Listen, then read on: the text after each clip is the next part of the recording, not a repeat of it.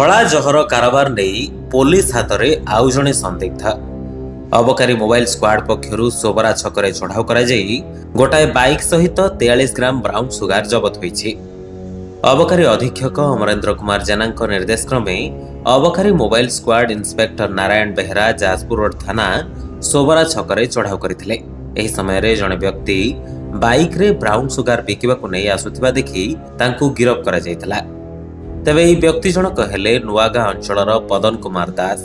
ସେପଟେ ଅବକାରୀ ବିଭାଗ ପକ୍ଷରୁ ଏହି ଅଭିଯୁକ୍ତଙ୍କୁ ଗିରଫ କରାଯିବା ପରେ ମାମଲା ରୁଜୁ କରି ଅଭିଯୁକ୍ତଙ୍କୁ କୋର୍ଟ ଚାଲାଣ କରାଯାଇଛି।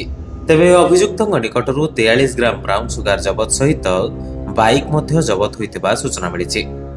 ଏହି ଚଢ଼ାଉରେ sub inspector Srikant Kumar Panda, SI Kshirod Kumar Sahu, Subhasmita Pradhan ଏବଂ କର୍ମଚାରୀମାନେ ସାମିଲ ଥିଲେ।